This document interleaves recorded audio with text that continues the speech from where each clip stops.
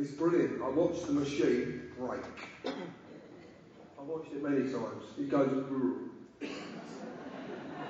someone's pulled the plug. And then back on again. And sometimes they come in and out of it. If you see this, they go, and they go back to being the machine again. There's some brilliant stuff on YouTube if you actually want to watch it. Some fantastic stuff. The police, they're fantastic. So there's a hive mentality. And the hive mentality is the core belief system that you subscribe to because you 100% every single day accept what's going on without doing anything about it. Because you then say no to these people because they're wearing costumes. But they are. What's a costume? They're not called acts by mistake, because they're played out by actors who are acting wearing costumes.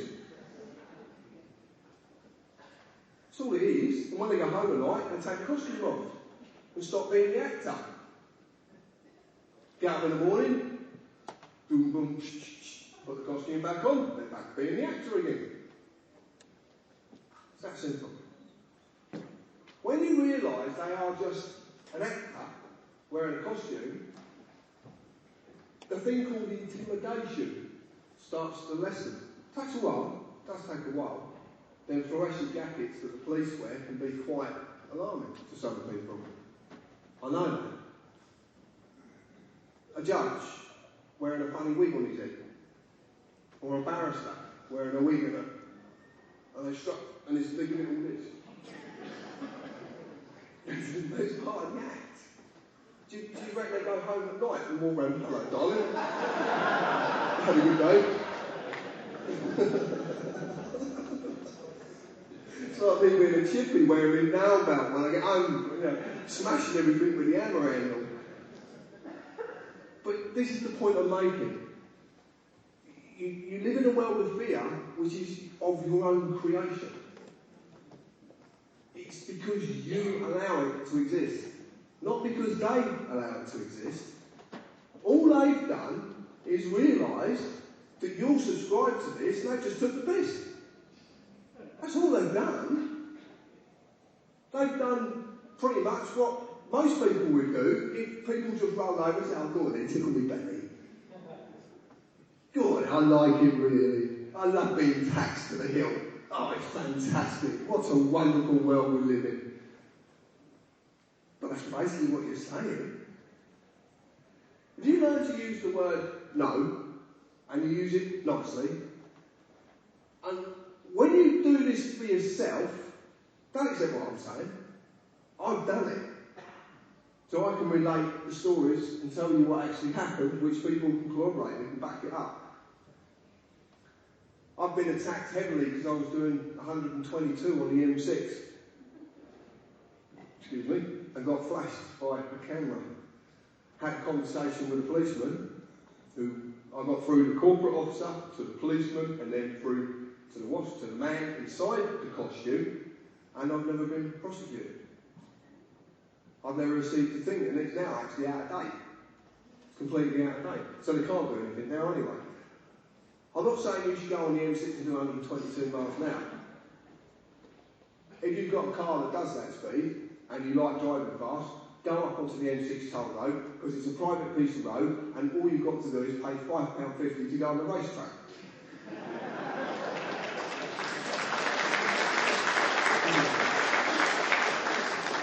But if you don't like driving fast, don't bother. It's like me with my seatbelt thing. I want to bring it back to that. I'm going to talk about this piece of paper in a minute. I want to bring it back to this seatbelt thing. I don't wear a seatbelt because I choose not to. It's my choice. If you want to wear a seatbelt, that's your choice. This is about choice. Seatbelts are for what? The precautionary principle. A friend of mine was just in an accident wearing a seatbelt. The seatbelt broke her sternum. That bone just there. Now, if that bone had splintered off and gone the wrong direction, what would have happened to her? So she would have been killed by a seat belt. Oh. But they're there to save our lives, to stop us going through a windscreen. But in an accident, it will probably crush your chest and push your ribs into your heart. Your heart doesn't like that very much. It coughs and splutters and stops. The reason you're made to wear a seatbelt in the first place is because it's an insurance policy against part of the machine being broken that can't do the job it needs to do to keep the machine running. It's your choice. It is your choice. In my destiny, I believe in destiny. I don't actually believe in it, but I know I have a destiny. I know my destiny brought me here today. Do you know how I know I've got a destiny? And I know everything's meant to be? Because if I wasn't meant to be doing this, I'd be somewhere else doing something else.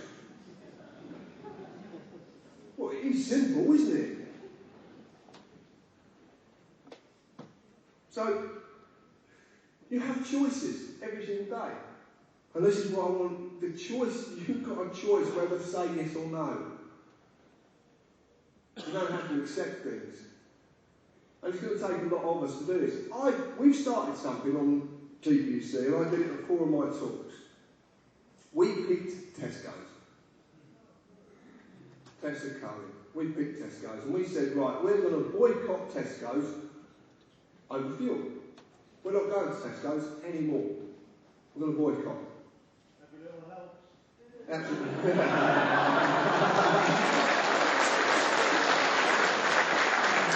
Very well said. Who was that? Well done. Quick wit, sir. What happens when enough people boycott Tesco's? What will happen to Tesco's fuel prices?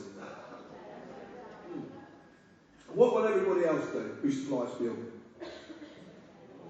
They'll bring their prices down, won't they?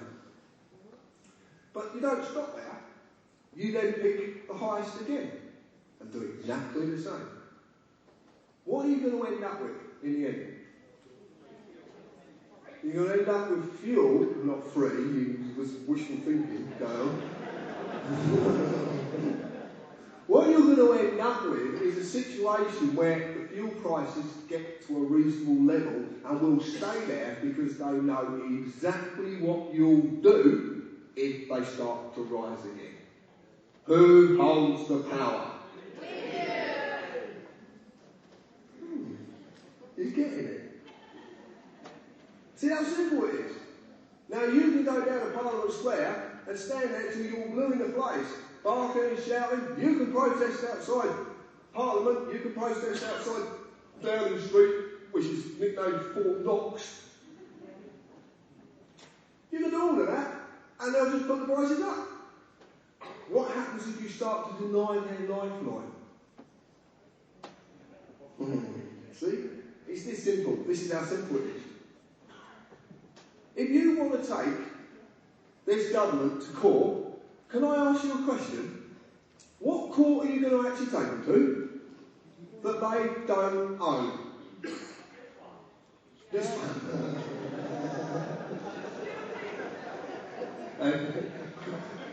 Yeah, okay. No. I'd feel sorry for them if they walked into here, believe me. There'd be nooses hanging from all over the place. Poor buggers. I can't protect them all.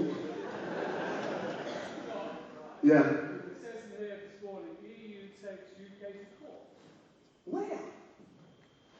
What court? It's a court. Oh, well, it's a court. So you're courting us now. There isn't one that they don't own. You just got to get to the reality of this. There isn't a court that these people do not own. So where are you going to take them? There is nowhere. So it's right, it's going, this is it, right. You're walking into the court to complain to Hitler about his SS guards. Well, that's what you're doing. You just don't get it.